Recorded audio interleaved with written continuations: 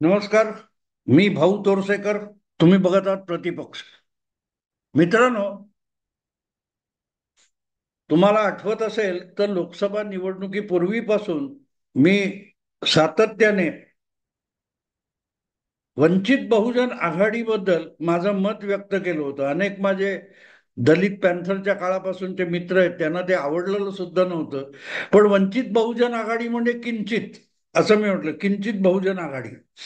कारण प्रकाश आंबेडकर जे काही राजकारण गेल्या 8-10 वर्षापासून करतायत, त्यामध्ये आपला पक्ष किंवा आपली संघटना उभारण्यापेक्षा जे काय निवडणुकीचं राजकारण चालतं त्यामध्ये अधिकाधिक प्रसिद्धी मिळवायची आणि राजकारणात सिरियसली जे काही निवडणुका लढवणारे पक्ष आहेत त्यांच्यावर एक दबाव निर्माण करायचा, याच प्रकारचं राजकारण प्रकाश आंबेडकर करत असतात.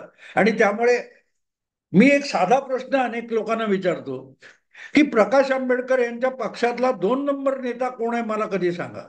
आणि कुठल्याही पत्रकाराला याचं उत्तर देता आलं नाही.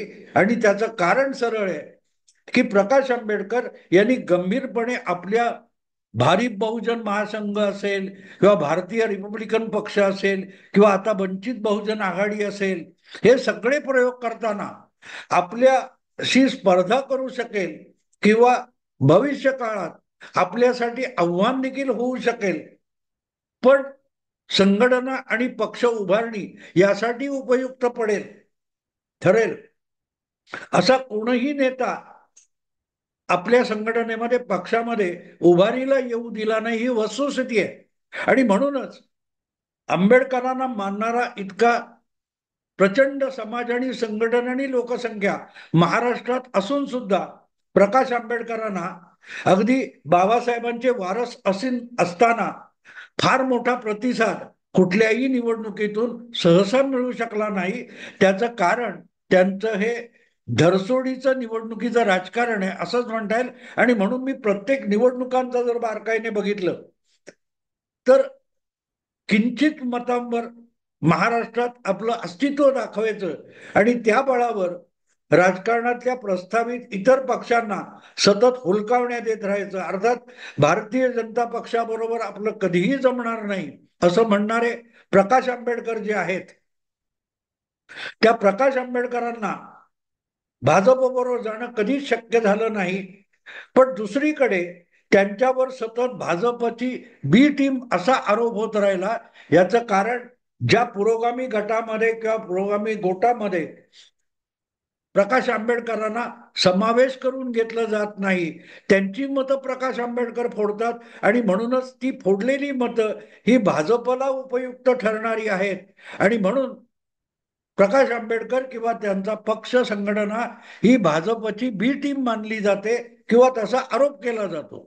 कुठचाही पुरावा आजपर्यंत कोणी पुढे आणला नाही. निवडणुकीच्या आकडेवारीवर वाटेल ते आरोप होतात.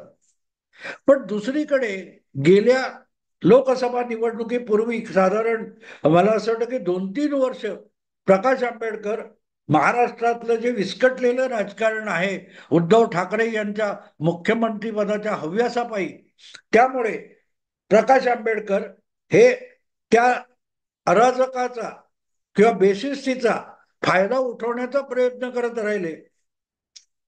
पण तो फायदा उठवताना त्यांनी कधीही गांभीर्याने निवडणुकीच्या दृष्टीने पावलं उचललेली दिसली नाही. अगदी उद्धव ठाकरे यांचं मुख्यमंत्री पद गेल्यानंतर उद्धव ठाकरेंना चुचकारून आपल्या जवळ घेताना शिवशक्ती भीमशक्तीच्या युतीची घोषणा सुद्धा करण्यात आली होती. प्रबोधन ठाकरे यांच्या काय त्या सखल एक समग्र साहित्याची जे पोर्टल वगैरे बनवण्यात आलं, त्याच्या उद्घाटनाच्या निमित्ताने प्रकाश आंबेडकर आणि उद्धव ठाकरे हे दोन प्रबोधनकारांचे नातू आणि बाबासाहेबांचे नातू एकत्र आले आणि त्यातून ही सगळी घोषणा झाली. पण त्याचा कुठचाही परिणाम प्रत्यक्षात 2 वर्ष उलटली तरी समोर येऊ शकला नाही. उद्धव ठाकरे यांनी कधीही महाविकास आघाडीत असताना प्रकाश आंबेडकरांना महाविकास आघाडीत सामावून घेण्यासाठी प्रयत्न केले नाहीत. आणि काँग्रेस पक्ष किंवा शरद पवार हे तर प्रकाश आंबेडकर आणि एकूणच आंबेडकरवादी चळवळीला सतत खेळवत राहिले. आणि त्याचा सगळ्यात वाईट परिणाम आपल्याला या गेल्या नुकत्याच संपलेल्या 4 महिन्यापूर्वीच्या लोकसभा निवडणुकीत दिसला. प्रकाश आंबेडकर यांनी त्या निवडणुकीच्या अंतिम क्षणापर्यंत जे काय फुशारक्या मारल्या होत्या त्याच्या 1% देखील आपली ताकद ते दाखवू शकले नाही. तुम्हाला आठवत असेल तर जेव्हा महाविकास आघाडीत प्रकाश आंबेडकरांना घ्यायचं नाही घ्यायचं असं चर्वित चर्वण चाललं होतं, तेव्हा प्रकाश आंबेडकर म्हणायचे आम्ही 42 जागा लढवण्याची तयारी केली. पण 42 नाही पण 2 जागा तरी प्रकाश आंबेडकरांनी पूर्ण ताकदीनिशी लढवल्या असं कुठेही दिसलं नाही. खुद्द त्यांची जागाही आपण घेतली तरी तीही ताकदीनिशी लढले किंवा एकूण निवडणुकीवर त्यांनी प्रभाव टाकला असं कुठेही दिसलं नाही. आणि हीच गोष्ट आहे की लोकसभा निवडणूक संपल्यापासून प्रकाश आंबेडकरांची वंचित बहुजन आघाडी ही रिकामे आणि मोकळे अशा लोकांची झालेली आहे. योगायोग असा की प्रकाश आंबेडकरांच्या पक्षाचे एक प्रवक्ते आहेत, त्यांचं आडनाव सुद्धा मोकळे आहे. सिद्धार्थ मोकळे या नावाचे एक त्यांचे प्रवक्ते आहेत. आणि त्यांनी अलीकडेच एक फार मोठा खळबळजनक गौप्यस्फोट केलेला आहे की हळूहळू करत उद्धव ठाकरे हे परत भाजपच्या गोटात जाण्याचा प्रयत्न करतायत. आणि त्यासाठी त्यांनी काही पुरावे देण्याचा प्रयत्न केला, संदर्भ देण्याचा. आता संदर्भ देतात तेव्हा तो हार्ड पुरावा, काहीतरी सज्जड पुरावा असावा लागतो. पण कुठेतरी कोणीतरी सांगितलेलं, काहीतरी ऐकलेलं हेच जेव्हा सज्जड पुरावे किंवा भक्कम पुरावे म्हणून दिले जातात तेव्हा त्याच्यावर कोणी विश्वास ठेवत नाही. पण अर्थात सिद्धार्थ मोकळे यांनी जो आरोप केलेला आहे तो आरोप संपूर्ण बिनबुडाचा आहे हे मी तरी मान्य करत नाही. आणि म्हणूनच मोकळे यांचा आरोप गंभीर असला तरी त्याची दखल फारशी मराठी माध्यमात घेतली गेली नाही. त्याच्यावरून एकूण माध्यमामध्ये जी काही खळबळ माजावी ही प्रकाश आंबेडकरांची किंवा मोकळे यांची अपेक्षा असेल ती पूर्ण झाली नाही. पण दुसरीकडे अमराठी किंवा बिगर मराठी माध्यमात मात्र सिद्धार्थ मोकळे यांच्या या गौप्य स्फोटाची गंभीर दखल घेतली गेली. आणि महाराष्ट्र में खलबली, महाराष्ट्र में ये खेला वो खेला दाव खेला अशा वाटेल त्या हेडलाईन हिंदी आणि अमराठी माध्यमामध्ये रंगवल्या गेल्या. सिद्धार्थ मोकळे यांनी नेमका काय आरोप केला होता की एकाच वेळेला 2 हालचाली सुरू झाल्या. दिल्लीमध्ये उद्धव ठाकरे यांचे उजवे हात आणि शिवसेनेचे नेते प्रवक्ते संजय राऊत हे अपरात्री मध्यरात्री कधीतरी मोतीलाल नेहरू मार्ग दिल्ली इथे भाजपचे राष्ट्रीय अध्यक्ष जे.पी. नड्डा यांना भेटायला गेले होते.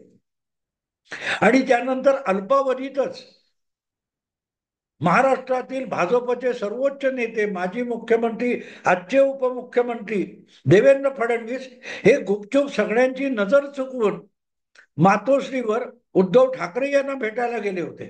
आता अशा जेव्हा बातम्या पसरवल्या जातात तेव्हा एक गोष्ट लक्षात घ्यायची असते की ती बातमी खरी वाटावी यासाठी काहीतरी भक्कम पुरावा समोर आणला पाहिजे. आज तुम्हाला माहिती की मुंबईत नाही देशाच्या कानाकोपऱ्यात कुठेही सीसीटीव्ही नावाचा एक प्रकार बोकाळलेला आहे. आणि लोकांच्या हातामध्ये जे काय स्मार्टफोन आलेले आहेत त्या प्रत्येकामध्ये कॅमेरे आहेत. त्यामुळे कोणही माणूस कुठेही जात असताना अकारण लगेच आपला कॅमेरा घेऊन सरसावणारे लोक आपल्याला दिसतात. विमान पडत असेल की हवेत काहीतरी गडबड झाली असेल लगेच लोक त्याचे फोटो काढतात. अगदी बलात्कार होताना खून पडताना देखील त्या कोणाला मदत करण्यापेक्षा त्याचं चित्रण करण्याची लोकांची हौस आहे. त्यामुळे खटकणारं काय असेल तर आपल्या खिशातला काय तो स्मार्टफोन काढून त्याचं चित्रण केलं जातं. मग अशा परिस्थितीमध्ये एक गोष्ट लक्षात घ्यावी लागते की देवेंद्र फडणवीस यांना मातोश्रीच्या जवळपास फिरकताना जरी कोणी बघितलं तरी त्याचं चित्रण नक्की झालं असतं. मग ते सीसीटीव्ही फुटेजमध्ये आलं असतं, सीसीटीव्ही कॅमेऱ्याने टिपलं असतं, किंवा कोणाच्या ना कोणाच्या खासगी फोनमध्ये आलं असतं. अगदी सुरक्षा म्हणून मातोश्री आणि कलानगरच्या परिसरात वावरणारे जे अनेक पोलीस आहेत त्यांनी सुद्धा अशा चित्रणाचा फायदा घेतला असता. अगदी सुरक्षा व्यवस्थेत असताना सुद्धा या पोलिसांच्याकडे सुद्धा कॅमेरे असतात आणि त्याचं छुप चित्रण होऊ शकत असतं. कारण गाडीत बसलेला किंवा त्या गेटवरून येणारा जाणारा जो आहे तो काय प्रत्येकाकडे बारकाईने लक्ष देत नाही. मग अशा हालचालीवर नजर ठेवणारे जे असतात ते त्याचा फायदा उठवू शकतात. आणि म्हणून देवेंद्र फडणवीस जर गुपचूप कितीही अपरात्री अवेळी मातोश्रीवर गेले असते तर कलानगरच्या गेटच्या परिसरामध्ये अतिशय महत्वाचे लोक राहतात, वास्तव्य करतात, महत्वाच्या वास्तू आहेत. त्याखेरीज वाटेत अनेक ठिकाणी शासनाचे सुरक्षा म्हणून लावलेले, सुरक्षितेसाठी लावलेले कॅमेरे आहेत, त्यामध्ये टिपलं गेलं असतं. त्यामुळे देवेंद्र फडणवीस आपला शासकीय निवासस्थान मलबार हिलला जे काय तो सागर बंगला आहे तिथून निघून मातोश्री पर्यंत पोहोचताना कदाचित 1000 कॅमेरे तरी असू शकतात ज्याच्यामध्ये याचं चित्रण होऊ शकतं. आणि म्हणून वेळ असो अवेळ असो तिथून गेलेला देवेंद्र फडणवीस नावाचा माणूस कुठला ना कुठल्या कॅमेऱ्यामध्ये टिपला जाऊ शकतो, कोणाच्या ना कोणाच्या नजरेत भरू शकतो. ही गोष्ट विसरून जेव्हा सिद्धार्थ मोकळे हे वंचित बहुजन आघाडीचे नेते, प्रवक्ते काही गौप्यस्फोट करतात तेव्हा त्यासाठी पुराव्याची आवश्यकता असते. दुर्दैवाने असा कुठलाही पुरावा मोकळे यांनी दिलेला नाही. त्यांनी फक्त तारखा दिल्या, काय अमुक तारीखला दिल्लीमध्ये जे पी नड्डांच्या घरी संजय राऊत गेले होते अपरात्री, आणि देवेंद्र फडणवीस असेच अपरात्री मध्यरात्री केव्हा तरी मातोश्रीवर उद्धव ठाकरे यांची भेट घ्यायला गेले. आता जेव्हा अशा घटना घडतात तेव्हा महाराष्ट्राचा गृहमंत्री आणि उपमुख्यमंत्री हा सतत सरकारी सुरक्षेच्या नजरेखाली असतो. त्यांना स्वतःलाही प्रचंड कडेकोट सुरक्षा दिलेली असते. पुढे मागे पोलिसांच्या गाड्या असतात, पायलट कार असतात, काय ते कमांडो असतात. यांची नजर चुकवून देवेंद्र फडणवीस जाऊ शकतात का, याचा पहिला विचार व्हायला पाहिजे. की आपल्या सुरक्षेसाठी दिलेले जे पोलीस आहेत किंवा तैनात केलेले पोलीस आहेत त्यांची नजर चुकून देवेंद्र फडणवीस कसे जाऊ शकतील. तर तशी एक शक्यता दिसते, ती म्हणजे ज्या वेळेला एकनाथ शिंदे वगैरे बंड करून गुवाहाटीला गेलेले होते अशा वेळेला रात्री शिवसेनेचे बंडखोर आमदार गुवाहाटीच्या हॉटेलमध्ये रात्री अवेळी झोपलेले असताना एकनाथ शिंदे गुपचूप त्या हॉटेलमधून सटकायचे आणि कुठेतरी अज्ञात स्थळी जायचे आणि त्या अज्ञात स्थळी त्यांची आणि देवेंद्र फडणवीसांची भेट होत होती. असा खुलासा खुद्द एकनाथ शिंदे यांनीच त्यांच्यावरचा विश्वासदर्शक प्रस्ताव 2 वर्षापूर्वी, 2.25 वर्षापूर्वी विधानसभेत मांडला तेव्हाच केलेला होता खुलासा. बाजूलाच देवेंद्र फडणवीस बसले होते आणि देवेंद्र फडणवीसांनी हात जोडून सांगितलं की बाबा सगळंच काय सांगू नका. पण एकनाथ शिंदे यांचे शब्द मला आठवतात की हे सगळ्यात मोठे कलाकार आहेत. कोण? देवेंद्र फडणवीस. आता हे एकनाथ शिंदेनी सांगितलं, देवेंद्र फडणवीसांनी ते आवरण्याचा प्रयत्न केला, पण त्यावर सुद्धा फडणवीसांच्या पत्नी अर्धांगिनी अमृता फडणवीस यांनी नंतरच्या काळात आणखीन एक खुलासा केला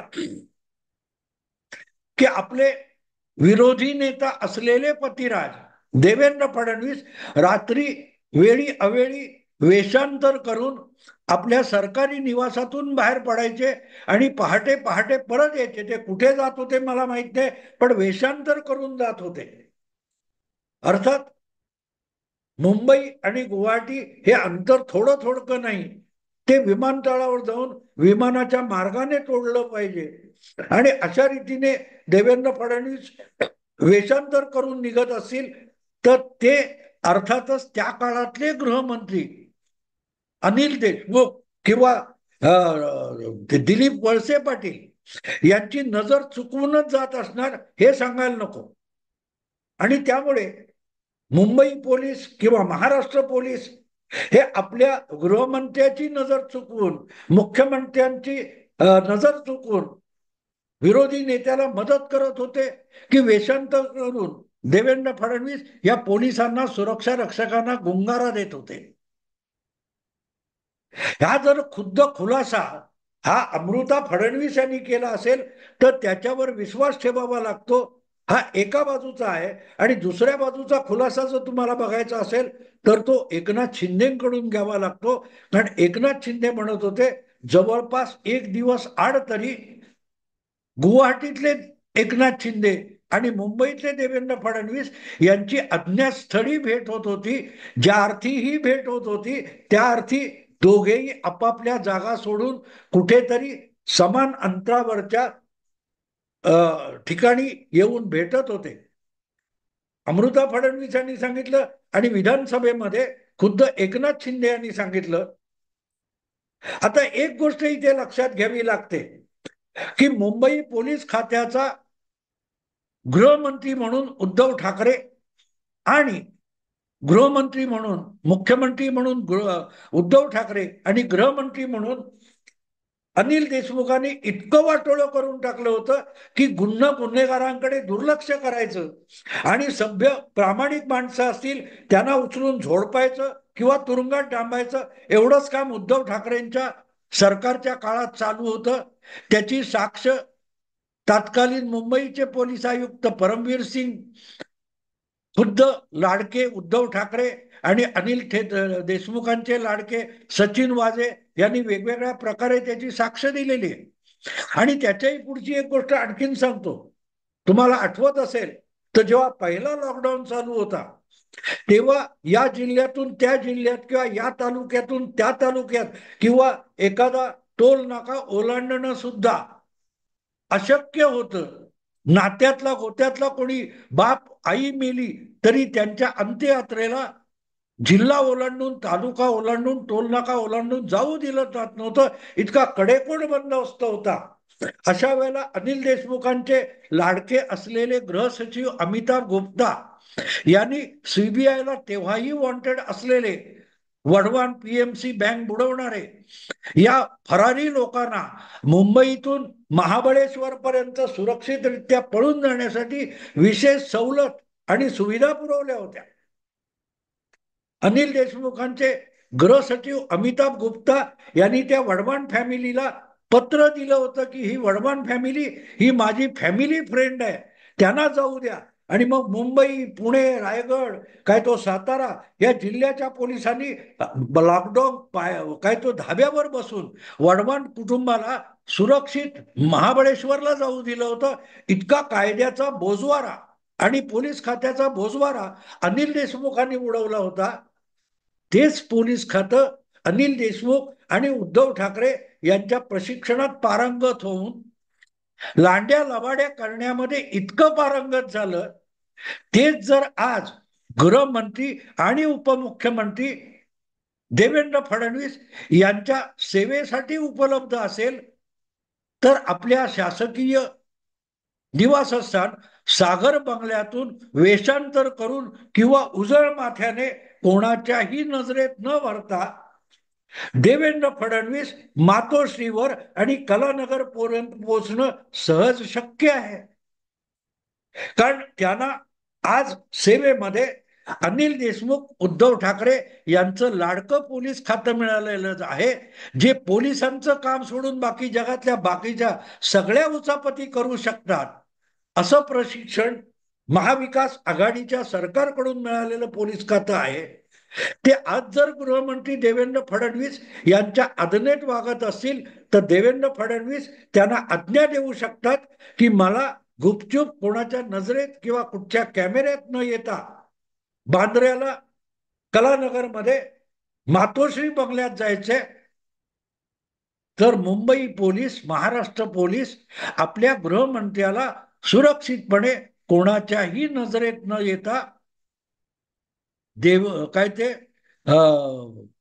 मातोश्रीवर पोहोचवू शकतात. अर्थातच मातोश्रीवर अशा रीतीने गुपचूप पोहोचलेले देवेंद्र फडणवीस हे उद्धव ठाकरे यांच्याशी बंद दरवाजा आडच बोललेले असतील.